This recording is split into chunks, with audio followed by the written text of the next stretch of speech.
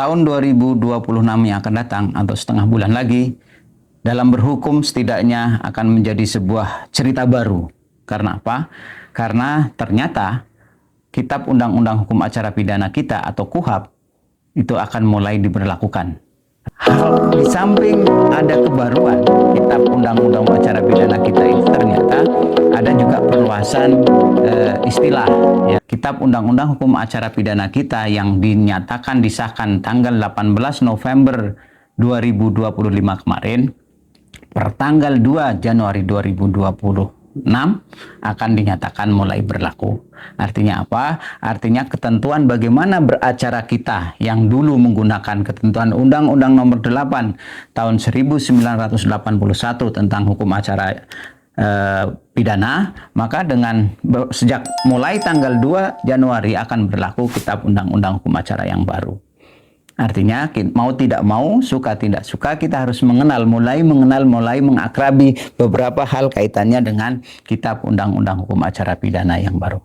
Nah, di samping ada kebaruan Kitab Undang-Undang Acara Pidana kita itu ternyata ada juga perluasan istilah ya. Jadi misalnya kemudian di situ juga ada perluasan istilah saksi ya kan. Kemudian istilah pra-peradilan, pengertiannya diperluas, begitu.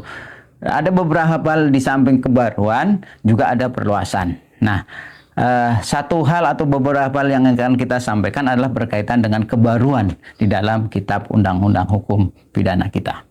Hukum Acara Pidana kita. Yang pertama adalah yang secara asasi adalah berkaitan dengan semangat restorasi justice. Artinya apa? Di situ ada semangat sebagaimana hukum pidana material. Jadi kalau di dalam hukum pidana material itu semangat restorasi justice-nya adalah bagaimana memulihkan keadaan seolah-olah sebelum terjadinya tindak pidana, maka di dalam konteks pelaksanaan hukum pidana, hukum acaranya, mekanisme restorasi ini adalah bagaimana memulihkan keadaan ya, yang melibatkan memulihkan keadaan sebagaimana sebelum terjadinya tindak pidana yang melibatkan pelaku, korban, keluarga pelaku atau keluarga korban atau bahkan pihak ketiga yang berkaitan dengan perkara tersebut.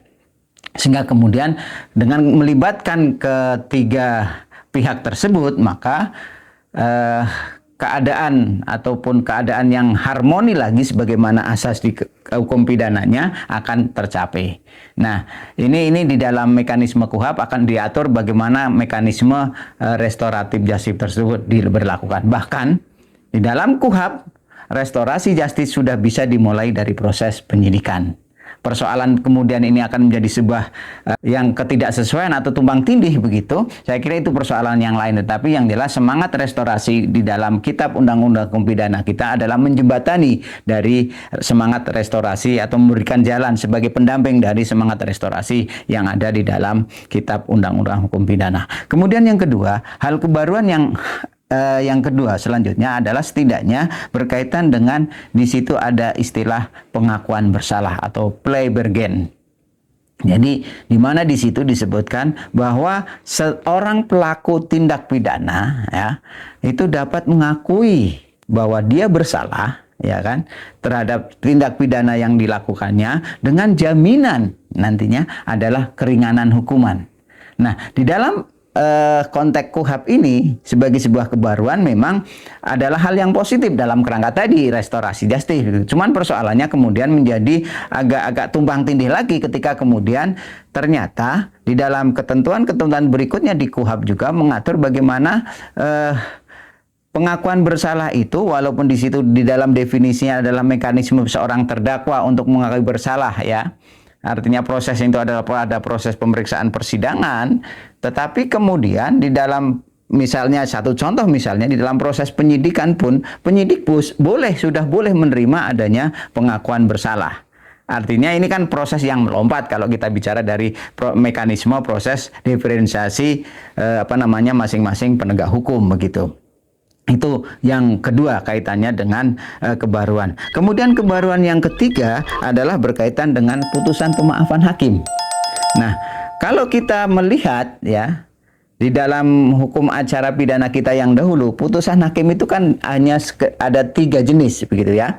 Jadi kalau kita bicara putusan hakim, ada 3 jenis. Yang pertama adalah putusan memidanakan, berupa pemidanaan, kemudian putusan lepas dari tuntutan, kemudian yang ketiga adalah putusan bebas. Nah, dalam KUHP yang baru ada istilah putusan pemaafan hakim, di mana setidaknya di situ diberi pengertian bahwa hakim bisa memberikan putusan bahwa terdakwa bersalah, ya, dinyatakan terbukti melakukan tindak pidana bersalah, ya, terbukti melakukan tindak pidana sebagaimana dakwaan dan bersalah, tetapi tidak perlu melakukan atau tidak perlu diberikan pidana atau tindakan. Artinya apa? Artinya di situ kalau kita bicara di dalam Kitab Undang-Undang Hukum Pidananya, di situ ada istilah pidana denda atau pidana tambahan, begitu. Jadi kalau kita bicara secara material, nanti di dalam konteks pidana dan pemidanaan itu ada pidana pokok dan pidana tambahan. Nah, pidana pokok di dalam proses di dalam KUHP kita, di situ disebutkan adalah berkaitan dengan, misalnya di situ disebutkan pidana penjara, pidana kerja sosial, pidana tutupan dan lain sebagainya, begitu. Nah, kemudian tindakannya di situ disebutkan ada misalnya tindakan rehabilitasi, kemudian konseling, perawatan, pemulihan keadaan. Nah, dalam putusan pemaafan hakim ini, maka pidana dan tindakan tersebut tidak perlu dilakukan. Artinya apa? Artinya di dalam KUHP diatur bahwa putusan yang berupa putusan pemaafan hakim ini adalah walaupun dinyatakan bersalah, tetapi tidak hakim dengan kondisi tertentu, dalam hal ini keadaan terdakwa itu sendiri dan tindak pidananya itu sendiri, maka bisa menjatuhkan tanpa ada pidana. Dan artinya apa? Di situ sangat mungkin hanya dikenai pidana denda. Nah, di dalam Kitab Undang-Undang Hukum Materialnya, dendanya di situ disebutkan yang paling rendah adalah kategori 1 adalah 1 juta rupiah, kemudian sampai dengan yang maksimal 50 juta. Memang di dalam KUHP dan KUHP juga mengatur beberapa sih kemudian misalnya yang sebuah peristiwa pidana yang hanya bisa dikenai pidana denda. Artinya apa? Artinya dalam konteks kebaruan Kitab Undang-Undang Hukum Pidana kita itu, hukum acara pidana kita, ada istilah putusan pemaafan hakim. Kemudian saya coba sedikit berikan ilustrasi tambahan kaitannya dengan perluasan, ya, artinya penambahan perluasan dari beberapa pengertian yang ada di KUHP yang lama. Ya, jadi misalnya dalam hal alat bukti, ya, atau alat bukti di dalam KUHP kita yang lama kan hanya dikenal ada 5 alat bukti, ada keterangan saksi, keterangan ahli, bukti surat, dan keterangan terdakwa serta petunjuk. Nah, di dalam konteks KUHP yang baru ini, di situ sudah dimulai ada istilah bukti elektronik. Ya kan? Kemudian juga keadaan-keadaan yang timbul di persidangan yang berkaitan dengan perkara itu menjadi sebuah bukti, dan kemudian yang terakhir di situ disebutkan juga ada istilah barang bukti. Jadi alat bukti di dalam KUHP yang baru kita, walaupun ini perluasan, tapi sesungguhnya ada kebaruan. Walaupun kebaruannya itu setidaknya beberapa mengadopsi dari ketentuan di dalam peraturan-peraturan tindak pidana khusus. Misalnya tindak pidana korupsi, kemudian pencucian uang, itu disebut di situ ada alat bukti elektronik. Nah, kalau dalam ketentuan tindak pidana khusus, kekhususan alat bukti terakhir itu menjadi sebuah perluasan, misalnya perluasan alat bukti. Nah, dalam konteks KUHP yang sekarang, alat bukti itu diperluas lagi menjadi kemudian tidak hanya sekedar 5 di dalam ketentuan KUHP yang lama, tetapi setidaknya ada tambahan barang bukti, bukti elektronik, dan seluruh fakta-fakta yang terungkap di persidangan itu menjadi alat bukti yang dalam proses pembuktian di persidangan dalam perkara pidana. Saya kira dengan kebaruan itu setidaknya kita mau tidak mau kita harus mencoba mengaplikasikannya nanti ketika kemudian terjadi sebuah proses berhukum, dalam hal ini hukum pidana.